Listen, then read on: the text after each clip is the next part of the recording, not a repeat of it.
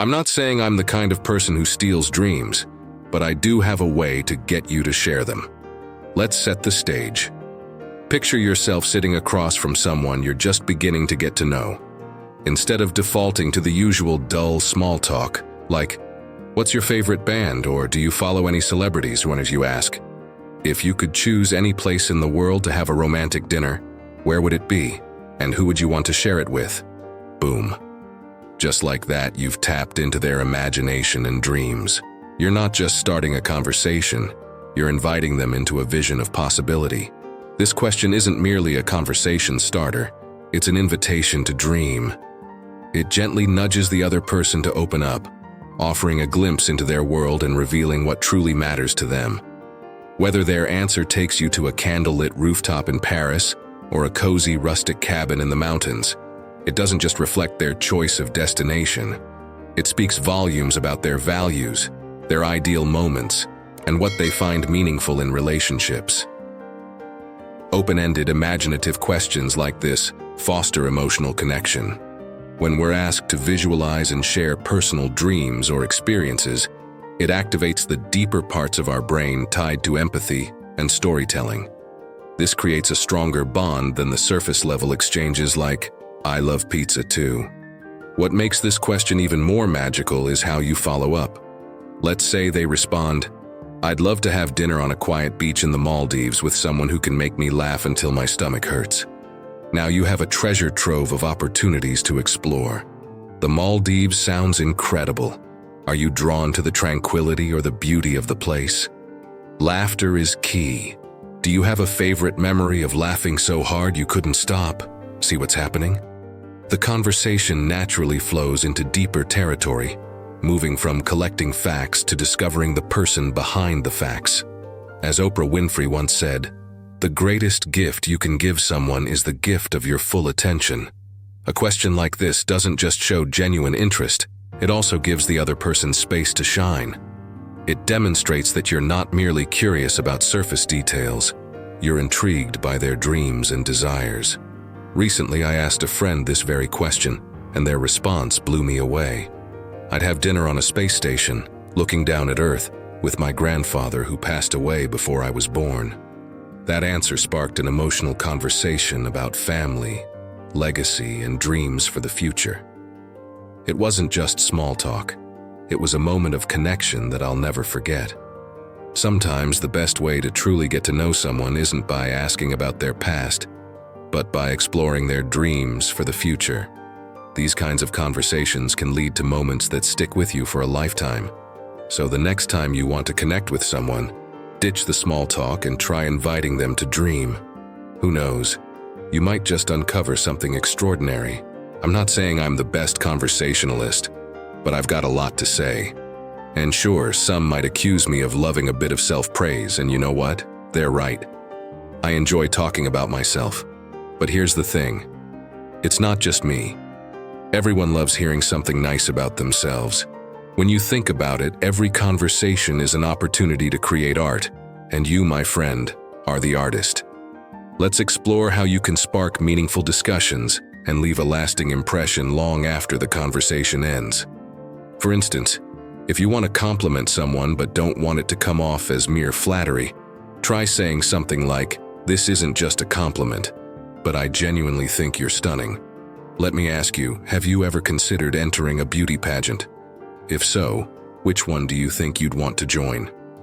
This approach, while uplifting, feels authentic and opens the door for them to share their aspirations or passions. Instead of generic small talk like, "What do you do for work?" or "How's your day going?"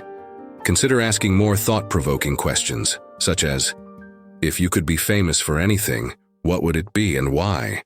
Is there something about you that you wish people notice more often? When was the last time you felt truly accomplished? And what made that moment special?" These types of questions inspire introspection and invite meaningful responses, fostering connections that go beyond surface-level interactions. When someone feels like you genuinely care about their story, they're more likely to open up. Brené Brown beautifully said, "Vulnerability is the birthplace of innovation, creativity, and change." Show that you're listening by asking thoughtful follow-up questions and affirming their experiences. By steering the conversation in this way, you not only inspire others, but also position yourself as someone who brings value to their day. The key to captivating conversations lies in your ability to make others feel seen, heard, and valued. With the right words and genuine curiosity, every interaction can become a masterpiece. The third question is my secret weapon, and I've used it effectively with women. Many men struggle to connect on a deeper level because they focus too much on impressing rather than building a genuine connection. The conversation feels shallow.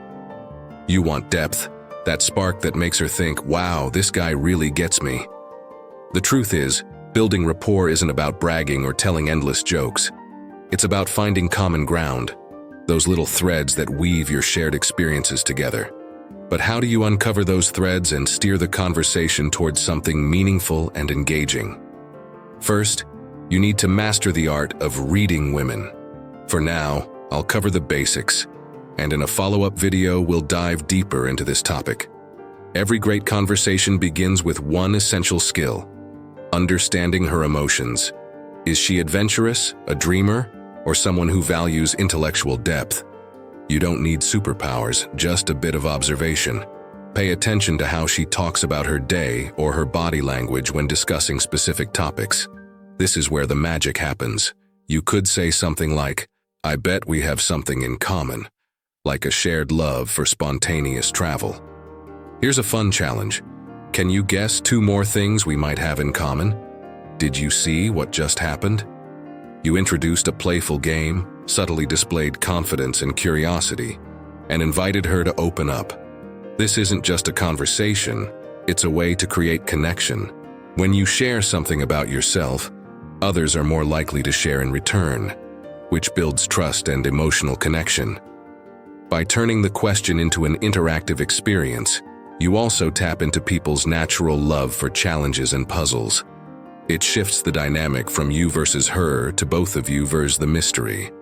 If she shares her guesses, listen carefully and match her enthusiasm. If she mentions something you genuinely enjoy, like photography or volunteering, dive deeper. Ask why it matters to her and share your perspective. This approach not only keeps the conversation flowing, but also makes her feel seen and appreciated. Practical tips to make this work. Here's how to master this method. Start simple. Use broad topics most people can relate to, like travel, music, or food. Example: I have a feeling you might be a fan of live music. What's the last concert you went to? Practice active listening. Pay attention to her responses and build on them. If she mentions a love for road trips, you could say, "I've always wanted to drive coast to coast. What's your dream road trip?"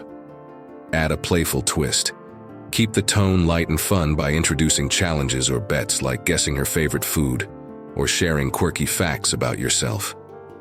I tried this once with someone I met at a coffee shop.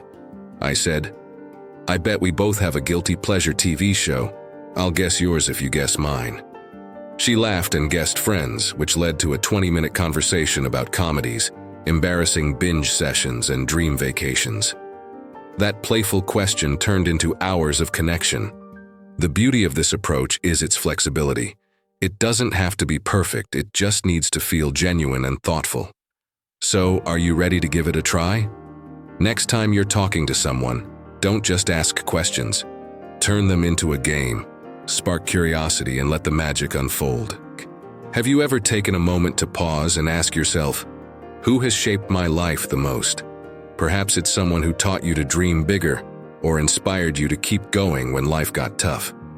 This is a deeply personal question, one that touches on the profound influences in our lives. Discussing role models or sources of inspiration often leads to heartfelt moments. It also highlights the values we hold dear. But when you ask this question, set the stage for it to shine by framing it with your own perspective. Here's an approach I often use during community interactions, and it works particularly well in conversations with women. Let me explain how it works. You might start by sharing something personal, like, "Every morning when I wake up, I practice gratitude." One of the things I cherish most is the cup of milk my mom used to prepare for me. I feel so fortunate to have had her in my life. The warmth, the scent, and the memories of her kindness still energize me today. I've come to realize that my mom is the foundation of so many of my values. Without her quiet sacrifices, I wouldn't be the person I am today. When you share this, you might notice her looking at you with admiration, perhaps even contemplating her own answer to that very question. She might want to share, but not know where to begin. This is your moment to ask, who has had the greatest influence on your life? When you ask this, you're giving more than a question. You're offering a gift. You're inviting them to reflect, celebrate, and feel deeply. And here's where the magic happens. Their eyes might light up as they talk about someone who shaped them. A grandmother who taught them resilience, a close friend who stood by them during tough times, or even a stranger who showed unexpected kindness. The stories you uncover could be inspiring, heartbreaking, or even humorous. But one thing is certain, they'll be unforgettable. It's like dropping Mentos into a bottle of cola. The reaction is exhilarating and unstoppable. If you've stayed with me through this thought, let me take a moment to say, thank you. You are a significant part of what makes this journey meaningful for me. Every view, like, or subscription to Stoicism attracts is a cherished contribution. I truly appreciate your support and promise to bring you even more engaging content in the videos to come. See you soon.